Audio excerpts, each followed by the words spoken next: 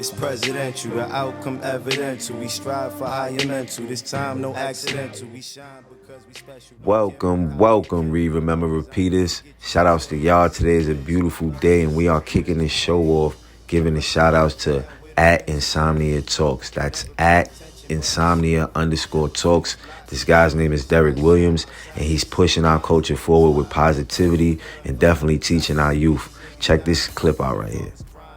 As a kid, do you feel like because you have a father that's an entrepreneur that works for himself, different businesses, do you feel the pressure of following in the same footsteps? Like, do you feel like if I don't do what my dad does, then he's going to be disappointed in me? Do you feel like that? Actually, yeah. You do? You feel like I'll be disappointed if you don't follow my footsteps? Why? Yeah. Because actually, I want to be like you. I don't want to be working $5 an hour, $6 an hour. You basically 9 to just, 5. you want to control the type of money that you make. Yeah, I want to work for myself, not work for people. I mean, that's what I teach you. Just the freedom and the space of being able to be on your own time. Although you still working, is nothing no. Hey man, shout outs to I Am Mastery Academy. That's the academy that's teaching people how to learn and earn on the go, teaching people how to invest and be on the right side of money. Shout outs to Doc Spills and all the educators over there that's teaching people, whether it's levels, colors, harmonics, with simply teaching people how to learn and invest. And you can just match your colors. That's what we learned from day one. So get with me. That's at Read, Remember, Repeat, or at Big MUGGA. Those are my Instagrams. And let's get this money, family. And we are back, family. You already know what it is, right? Read, Remember, Repeat. And it's your boy, the host with the most, MUGGA Boy, a.k.a., well, Michael Boyd, a.k.a. MUGGA Boy. But you got to know me to know what it is, you know what I mean? And, yeah, man, we back with another reading. Shout outs to everybody at the convention right now. I Am Mastery Academy. They at the convention right now in Houston. Couldn't make it, man, but 2022 pop out. I will be out there, man. So, you know, we got this work we got to put in. So, yeah, duty calls. That's why I'm here also giving y'all this work. Yeah, we stuck with the phone because I realized I'd rather not even get those books back. I told the people to just gift those to somebody else, and hopefully it could do a good deal to somebody else to read those books and get those knowledge. I just order some new ones. But yeah, man, where did we leave off? 50 Cent, Hustle Harder, Hustle Smarter, How to Control the Conversation. Wait, but before we do this, I need y'all to check this out real quick because this is also some source for y'all when it comes to reading. You dig? Okay, let's go to statistics. On average, how many books do millionaires read a year? Remember, Bill Gates reads about 50 books per year, which breaks down to one per week. Elon Musk is an avid reader, and when asked how he learned to build rockets, he said, "I read books." Mark Zuckerberg resolved to read a book every 2 weeks throughout 2015. Mark Cuban reads more than 3 hours every day. Oprah Winfrey selects one of her favorite books every month for her book club members to read and discuss. A study of 1,200 wealthy people found that they all have reading as a pastime in common. But successful people don't just read anything. They are highly selective about what they read, opting to be educated over being entertained. They believe that books are a gateway to learning and knowledge, family. How to control the conversation. I know how most people in corporate America view me as a gangster, a thug, a bully. If they have a meeting scheduled with me, their top priority going in probably isn't getting the deal done. It's leaving the room without getting shot.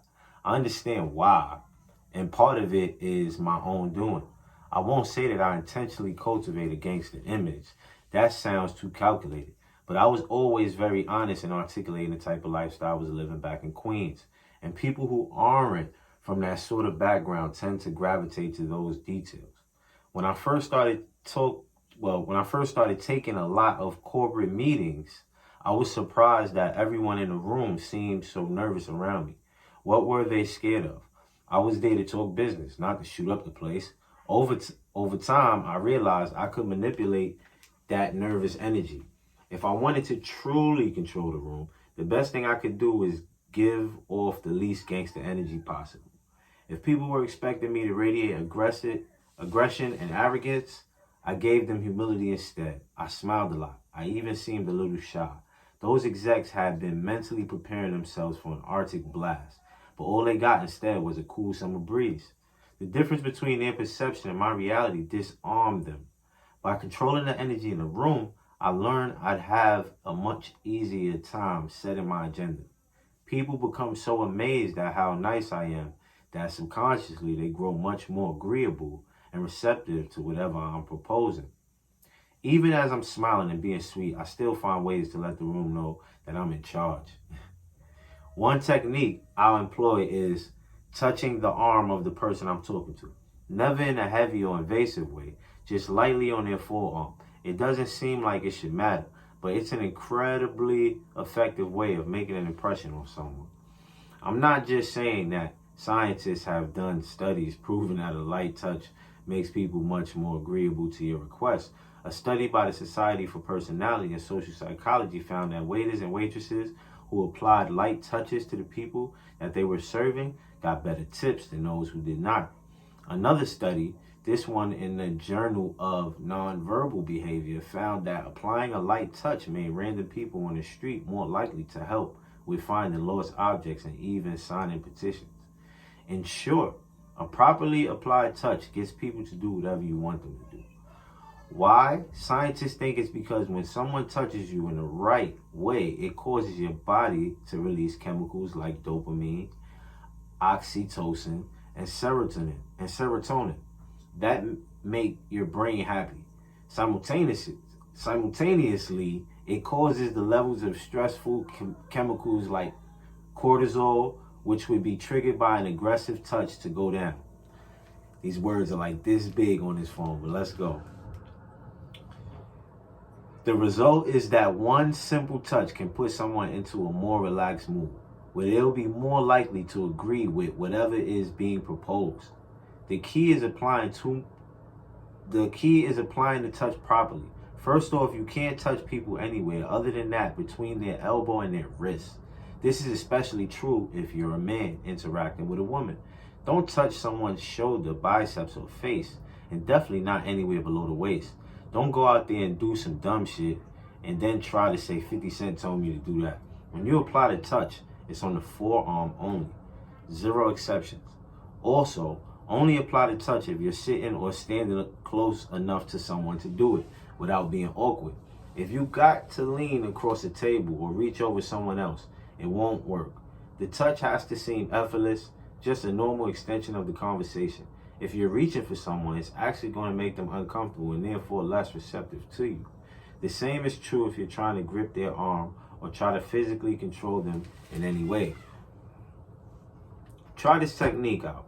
The next time you're trying to convince someone to help you with something, instead of just asking your mother for a ride to the mall, ask while giving her a light touch on the forearm. No matter what sort of mood she was in beforehand, I promise that her energy will improve and you'll get that ride. Or if you're at work and you're trying to convince your boss that you're the right person to lead a project, just touch them ever so gently on the forearms as you make your case. Again, it can only be on the forearm, and it should never seem flirty or suggestive. Your energy has to remain completely calm and controlled. If you can do that, no matter how difficult or reluctant your boss has been in the past, you'll see their energy change for the better. You'll get that assignment. Another way to subtly control the energy of the room is by talking softly. Maybe not the advice you were expecting from a rapper, but it's another trick that I've found really works. The person who put me on to it is the legendary actor Bruce Willis. Bruce and I first met on the set of the Heist film, The Setup. One night during filming, the cast and crew went out to eat together. I was seated at the same table as Bruce, and throughout the night, people would come over to pay their respects. I noticed that every time someone would initiate a conversation with Bruce, they'd have to lean in close to catch what he was saying. Similarly, Whenever the entire table was engaged in a conversation, if someone asked Bruce his opinion, he answered in almost a whisper.